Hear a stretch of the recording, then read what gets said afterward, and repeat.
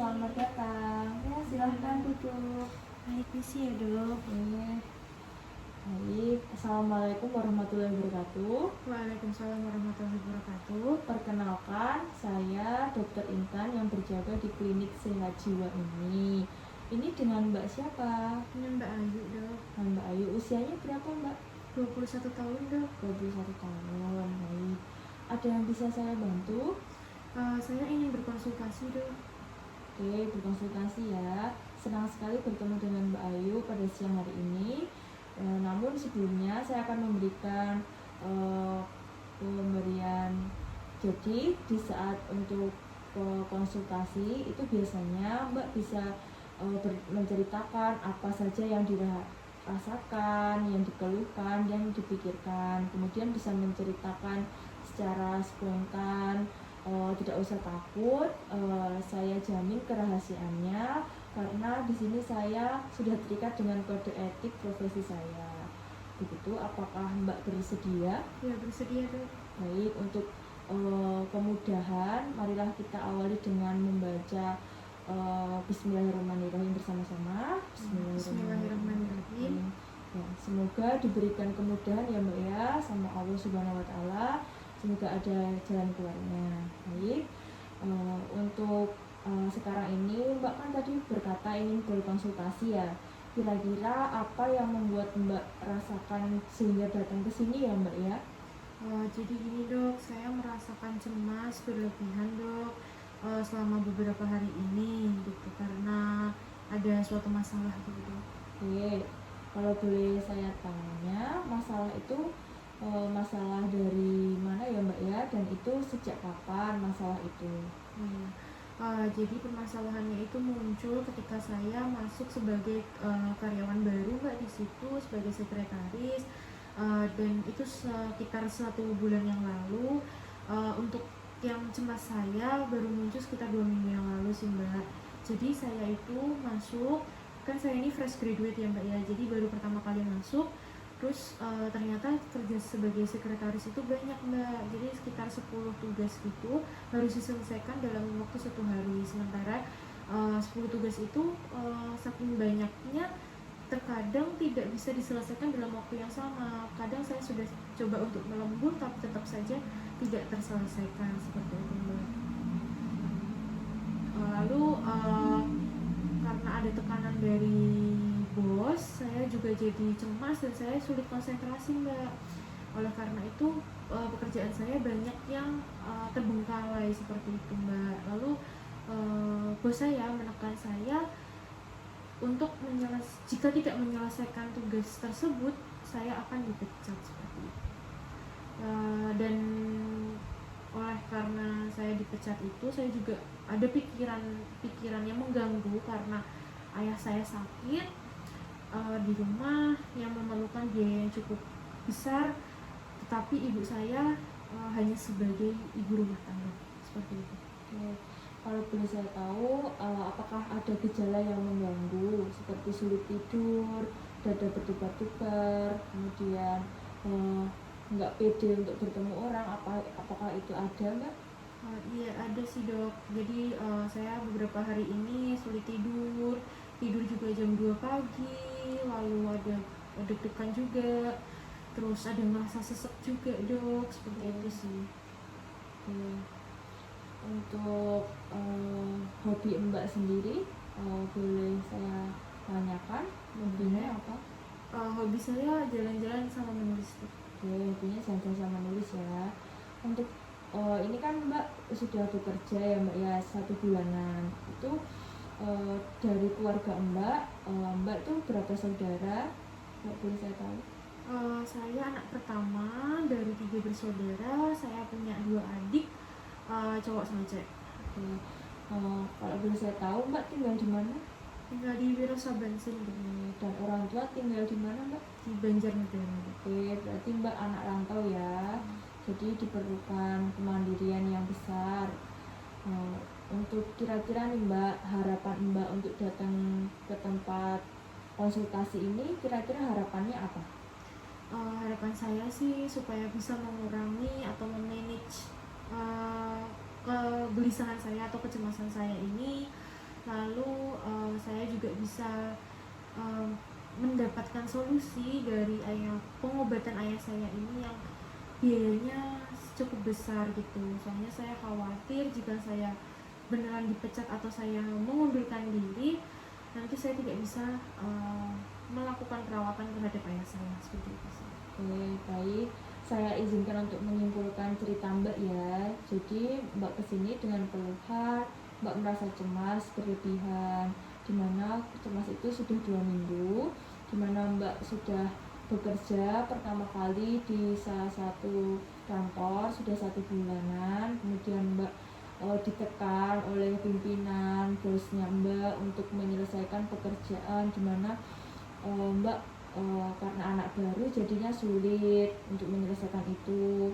Kemudian bosnya juga menekan karena jika tidak dilakukan pekerjaan itu Mbak bisa dipecat. Ditambah Mbak kekhawatiran ekonomi ya Mbak ya, mohon maaf karena pengobatan ayahnya yang sakit yang banyak. Kemudian Mbak juga tulang punggung keluarga. Kemudian ibunya Mbak hanya seorang ibu rumah tangga dan memiliki 2 adik yang masih kecil, yang masih sekolah dan butuh biaya juga. Untuk itu Mbak merasa khawatir jika kehilangan pekerjaan itu. Kemudian Mbak ada gejala fisik ya Mbak ya, tadi ada sulit tidur, berdebar-debar, keringat dingin. Kemudian menyebabkan Mbak cemas berlebihan ketika menyelesaikan tugas, jadi nggak fokus ya Mbak ya.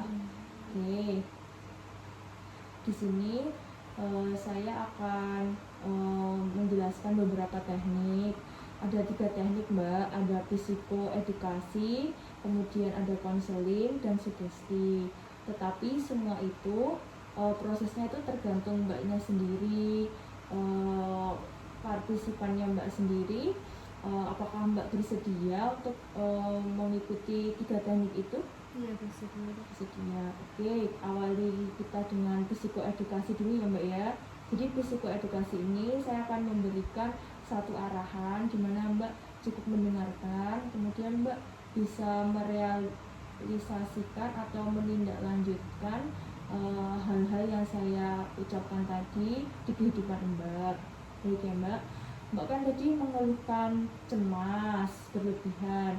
Mungkin cara yang pertama itu ketika bangun tidur Mbak harus minum air putih hangat terlebih dahulu, kemudian merelaksasikan diri dengan cara biasanya berdiri lebih efektif Mbak, dengan cara tarik nafas panjang, kemudian keluarkan perlahan melalui mulut selama 2 menit. Setelah itu Mbak bisa melakukan relaksasi otot. Biasanya otot yang bikin capek itu kan otot mata ya Mbak ya, sama tangan, sama kaki gitu kan. Jadi Mbak bisa menggerakkan semua otot itu, ya memejamkan mata, kemudian di bagian kaki Mbak bisa merelaksasikan dan menggerakkan, kemudian di tangan juga jika menggerakkan jari ya Mbak ya, apalagi Mbak juga sekretaris ya, jadi diperlukan relaksasi itu. Kemudian untuk BPJS sendiri ya Mbak ya, BPJS itu kan salah satu jaminan kesehatan. Nah itu bisa menjadikan salah satu cara buat Mbak, orang tua Mbak kan ada yang sakit, ayah Mbak butuh pengobatan yang sangat banyak dan membutuhkan uang yang banyak, ditambah Mbak juga punya tanggungan hidup yang banyak ya Mbak, diri Mbak sendiri, adik Mbak dan ibu Mbak gitu kan. Saya sarankan di Indonesia ini kan sudah ada jaminan kesehatan BPJS, jadi bisa menggunakan atau didaftarkan saja bapaknya. Bisa didaftarkan secara online atau offline. Untuk online-nya sendiri yaitu bisa menjadi website. Kemudian kalau offline mungkin Mbak bisa pulang terlebih dahulu ke kampung untuk mengurus semua itu. Biasanya sih di desa itu nanti ada petugas desanya nanti mengarahkan. Karena BPJS sendiri itu manfaatnya banyak, semua penyakit bisa di cover BPJS. Kemudian iuran per bulannya juga sangat meminimalkan mungkin, tergantung kelas dan keadaan ekonomi bapaknya.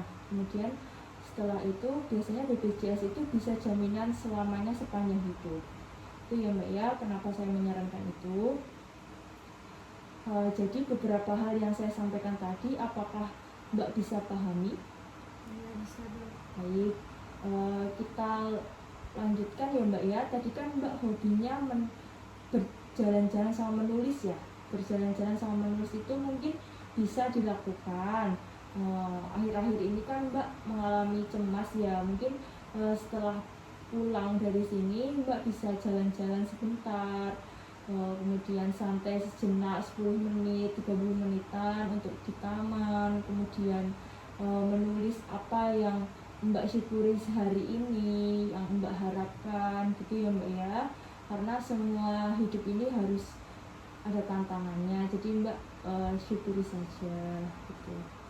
Baik, kita lanjutkan untuk sesi teknik konseling ya Mbak ya. Jadi teknik konseling ini ada 4 analisis. Untuk yang pertama strength, yaitu kekuatan. Jadi kekuatan di diri Mbak itu apa saja. Kemudian ada weakness, itu kelemahan. Kelemahan yang Mbak miliki apa saja. Kemudian opportunity, itu peluang apa aja yang ada di kehidupan Mbak saat ini. Dan threat, yaitu ancaman yang membuat Mbak merasa cemas, takut, dan nggak pede ini apa aja. Tuh, untuk strength-nya sendiri Mbak, kelebihan atau kekuatannya di diri Mbak itu apa aja? Kelebihan saya sih, saya seorang yang bekerja keras dan bertanggung jawab. Baik, bekerja keras dan tanggung jawab ya Mbak ya. Baik, untuk kelemahannya sendiri di diri Mbak? Sulit untuk konsentrasi gitu. Oke, karena ada itu ya Mbak ya, orang tua itu ya. Oke, untuk opportunity atau peluangnya sendiri saat ini? Saya bisa belajar banyak hal dari saya menjadi sekretaris itu dan menambah pengalaman saya. Oke, baik, pengalamannya cukup banyak ya Mbak ya. Oke. Untuk ancaman sendiri atau threats-nya Mbak kira-kira apa? Untuk ancamannya sih ya tadi itu sih dari bos tadi kan yang mau memecat saya kalau saya tidak tepat waktu untuk menyelesaikan pekerjaannya, lalu jika saya dipecat nanti saya tidak bisa membiayai kehidupan keluarga saya. Oke, baik Mbak, setelah yang Mbak sampaikan tadi, dari kelebihannya Mbak yaitu pekerja keras dan bertanggung jawab, dan peluangnya Mbak itu seseorang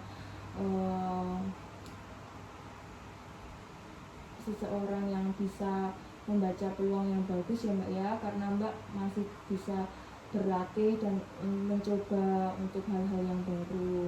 Nah, ini sangat berpeluang yang baik sehingga Mbak bisa menambah wawasan. Mbak kan masih muda, 21 tahun, sehingga ini mungkin jadi batu loncatan aja untuk Mbak meningkatkan kemampuan Mbak aja gitu ya Mbak ya, karena di dunia kerja sama di dunia kuliah berbeda.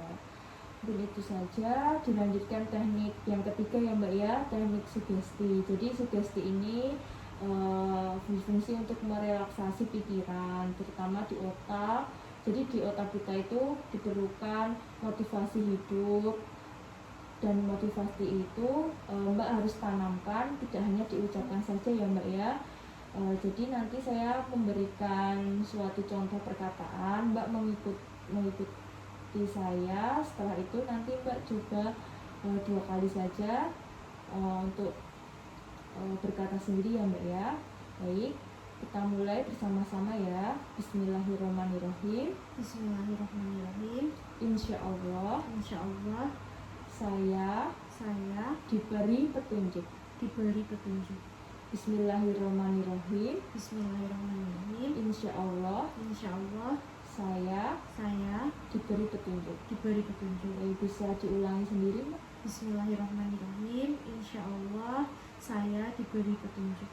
Bismillahirrahmanirrahim. Insya Allah saya diberi petunjuk. Oke, itu ditanamkan ya Mbak di diri Mbak. Jika Mbak merasa lelah, capek, diingat itu di dalam hati ya Mbak ya. Kemudian apakah semua yang saya lakukan tadi, yang saya berikan tadi, apakah Mbak sudah paham semua? Sudah. Sudah ya, alhamdulillah. Jadi kondisi setelah konseling ini gimana Mbak dari sebelumnya? Jadi saya bisa lebih memanage gimana cara mengatasi kecemasan saya, dan sekarang rasanya lebih lega gitu. Lebih lega ya.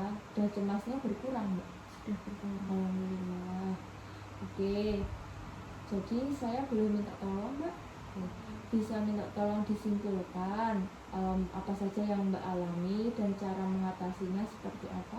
Silahkan. Baik, tadi kan saya datang ke sini ya Mbak ya dengan keluhan cemas berlebihan dan sulit karena kesulitan ekonomi ya Mbak ya tadi keluarga saya. Jadi Mbak menyarankan untuk mengatasi kecemasan saya tadi, saya cukup dengan relaksasi pernafasan, lalu ada relaksasi otot, dan minum air putih atau susu hangat saat bangun tidur ya Mbak ya. Lalu untuk yang ayah saya tadi bisa disarankan untuk mendaftarkan BPJS tadi ya Dok ya. Mendaftarkan BPJS bisa melalui online maupun offline, jika offline ke kepala desa seperti itu ya. Lalu bisa juga tadi sudah diajarkan bagaimana mensugesti diri sendiri untuk mengatakan tadi yang Mbak ajarkan. Lalu juga ada hobi saya yang mungkin bisa mengurangi kecemasan saya. Oke, dengan menulis ya Mbak ya. Oke. Sudah benar Mbak yang Mbak saya sesuai yang saya sampaikan tadi. Oke, mungkin kita bisa cukupkan terlebih dahulu konsultasi hari ini ya Mbak ya. Mungkin kita konsultasi berikutnya bisa kita jadwalkan 2 minggu lagi. Apakah Mbak bisa? Oke, 2 minggu lagi. Kita berdoa bersama-sama ya Mbak ya, supaya Mbak diberikan kemudahan sama Allah, diberi kelancaran rezeki, dan diberikan kesehatan. Amin. Kemudian saya meminta maaf ya Mbak apabila ada tutur kata yang tidak mengenakan di hati Mbak. Saya selaku manusia, saya meminta maaf sebesar-besarnya. Kemudian kita akhiri dengan membaca hamdalah bersama. Alhamdulillahirabbil alamin, dan doa penutup majelis bersama-sama. Subhanallahumma wa bihamdika asyhadu an la ilaha illa anta astaghfiruka wa atubu ilaik. Oke, wassalamualaikum warahmatullahi wabarakatuh. Waalaikumsalam warahmatullahi wabarakatuh.